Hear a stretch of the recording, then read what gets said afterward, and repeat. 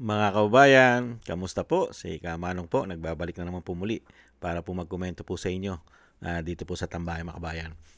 Maligayang Pasko po at maligong bagong taon po sa ating lahat mga kababayan. Magkomentuhan po tayo, samahan niyo po inyong lingkod at syempre po magandang umaga po muna sa inyo tanghali, hapon, gabi at madaling araw po sa ating lahat. Sana po nasa mapayapa at maayos po tayong kalagayan mga kababayan. Ito po, umpisa na po natin mga tambay. Ito pong tinatawag ni Atty. Guanzon mga tambay na reyna daw po ng fake news at tinatawag din po ng Vice President na si garbage in, garbage out mga kababayan. Ay bumanat na naman po mga tambay. Ang ating Vice President ay ginawa pang kamukha daw po ni Chucky. Mga kababayan, yung Chucky Doll. Sino po ba si Chucky Doll? Ito po mga tambay, ganyan daw po ang itsura ng Vice President pag daw po nagagalit. Ayon po sa kanya, mga kababayan. Pakinggan po muna natin siya, mga kababayan. At komentuhan po natin. At kamukha raw po ni Chucky Doll. Paano naman po yung amo niya? Ano naman po itsura nun pag nagagalit, mga kababayan?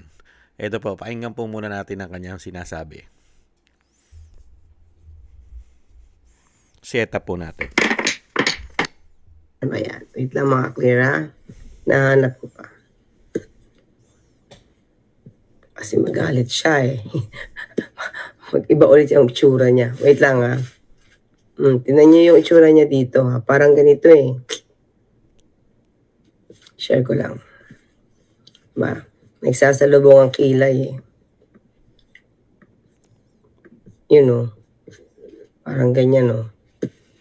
Diba? Parang ganyan lang. Parang ganyan. Paggalit. Diba? Anyway, balik tayo. Tingnan nyo, oh.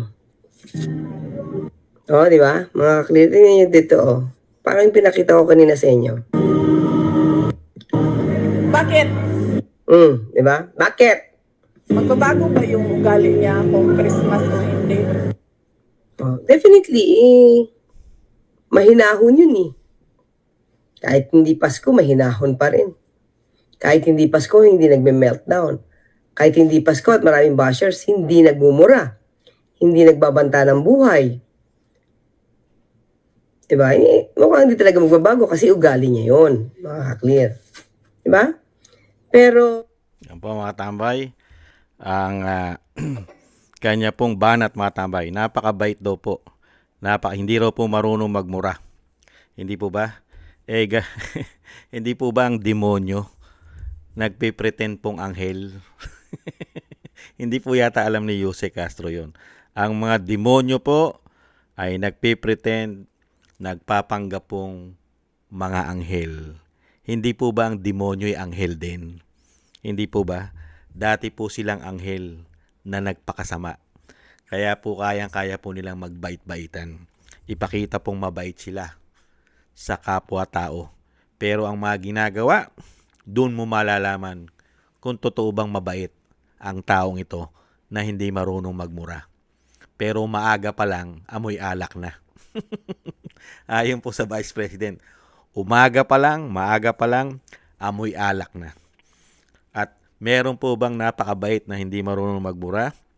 Na ang bisyo mismo ay sinasabi ng kapatid na si Senador Amy Marcos na hindi pa rin po lumulubay kakapulburon. Lumala pa ang kanyang bisyo ng pulburon nung mapangasawa pa ang First Lady. Ayon sa senadora. Napakabait po, mga bayan. Ubod ng bait. Kaya nga po pinipintasan ang Vice President.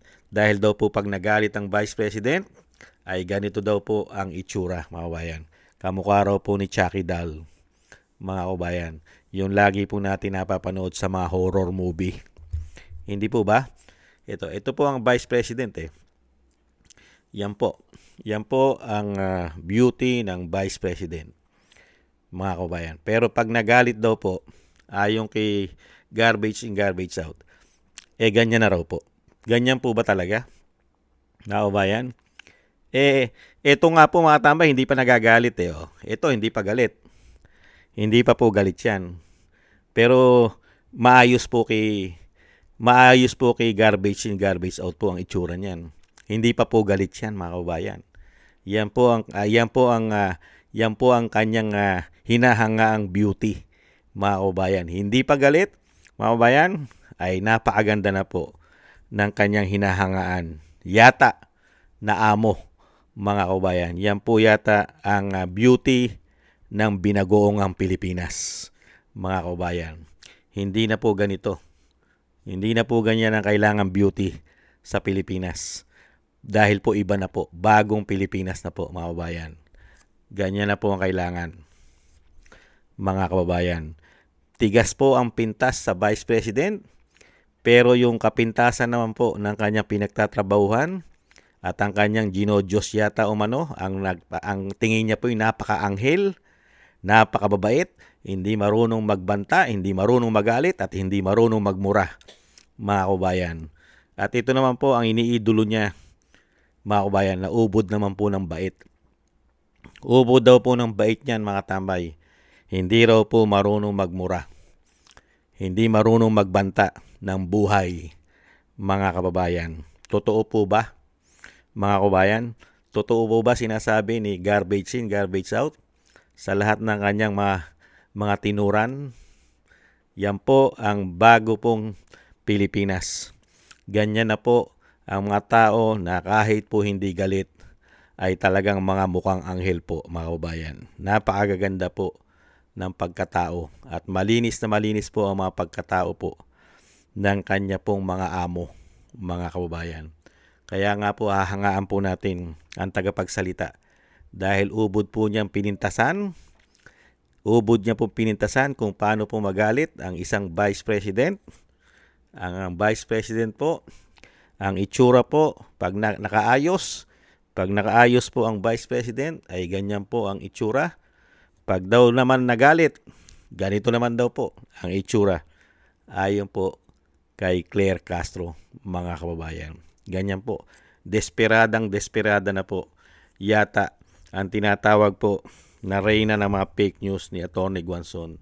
At tinatawag po ng Vice President na pinsan daw po ni Claire Castro, si Franz Castro. Na convicted na po ngayon ng child abuse, mga kababayan. Yan po ang desperate po nila. Desperado na po sila sa Vice President. Ikaw ba naman, hindi ka ba magagalit? Hindi ba sasama ang loob mo? Mag-aapat na taon mo nang pinababagsak ang pamilya Duterte. Ipinakidnap pa at pinatapon ang tatay ng walang due process ng ating judicial. Sige nga, hindi ka ba magagalit? Hindi ka ba mabubwisit? At kailangan mo bang maipagplastikan? Sa bagay, sila naman po kasi sanay na sanay makipagplastikan. Hindi po nga nagbait-baitan sila. Di ba? Binudol nila ang pamilya Duterte, lalo-lalo ang Vice President, dahil mabait po sila. Di ba? Ipinakita po nila ang sobrang kabaitan nila sa Vice President. Kaya nga po nabudol dahil nga mabait. Hindi po ba? Pinangakuan ng napakaraming pangako at magaganda ang gagawin sa ating bansa. At itutuloy lahat ang magagandang proyekto at programa na makakatulong po para po sa pagtuloy-tuloy na pagbangon ng ating ekonomiya. Di po ba? Dahil sa sobrang bait po at hindi marunong magsalita ng masama at hindi marunong magbanta at hindi marunong magsinungaling, ang kanya pong amo, sa sobrang bait, ano po nangyari sa Vice President at sa mga Pilipino? Sa mahigit 100 milyong Pilipino, ano po nangyari sa sobrang bait? Hindi po ba lahat tayo halos nabudol sa sobrang bait po ng amo niya? Napakatino. Hindi po ba? 4 na taon ang issue korupsyon at pamumulitika sa sobrang bait ng mga demonyong yan umano. Hindi po ba? Yan po mga tambay, ang ating po komento, mga kabayan, at hiyang-hiya naman po tayo kay Yusek Castro, mga tambay. Pinintasan niya po ang Vice President na mukha daw po ni Chucky Dal, mga tambay. Kaya po hiyang-hiya po tayo. Ano naman po kaya ang itsura ng napaka-anghel na mga itsura ng kanyang amo, ng kanyang First Lady at ng Pangulo ng Pilipinas? Ano naman kaya ang itsura ng mga ito, mga kababayan? Hindi pa nga galit. Iba na ang itsura, hindi pa galit. Di lalo na pag nagalit pa pala, mga kababayan. Maraming salamat po sa nagusto po ng ating tambayang mga kababayan sa YouTube at TikTok. At ganun din po sa ating mga subscribers, sa mga nagko-comment, like, share, and subscribe. Mga kababayan, maligayang Pasko po sa inyo at maligong bagong taon. Shoutout po sa inyo lahat. Mabuhay po kayo. Thank you po. At thank you rin po sa mga nagbibigay po ng tulong at biyaya. Thank you po at maligayang Pasko po sa inyo at maligong bagong taon. Shoutout po kay Balance Vision TV, Nancy Lumampaw, Tatay Nick ng Canada, Gay at Shena, Norma Garcia, Michelle Yamaguchi, Rosalina, Wills Bubbles, Arpel Villacorta, Chodorico Erguisa Jr., Annie Jo, ako si Pilam, Jobelin Watanabe ng Japan, si Jim Aris ng United Arab Emirates, Julieta Celona ng Sydney, Australia, Gina Ray Solidides ng Berlin, Germany, Jake Yahut ng Maisog, California, USA, Eric Hershaw ng Canada, Kingston ng Hong Kong, at si Bei Chichiyoko.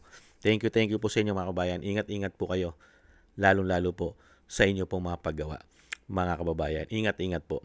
At syempre po mga kababayan, ang dasal po natin, lagi po natin ipagpatuloy at lagi po tayong magdasal, pagsama-samahin po natin na maingatan po tayong lahat, ang ating buong sambayanan at ang pamilya Duterte. Lalo-lalo po ang ating Vice President, ang dating Pangulo, na tayo pong lahat ay maingatan sa kapamakan at madugtungan pa po ang buhay at kalakasan ng dating Pangulo at makalabas na po siya sa lalong mabilis. Thank you po mga kabayan. Happy holidays po. Maligayang Pasko at maligong bagong taon po sa ating lahat. Ingat po. Muli po, paalam po muna. Bye-bye.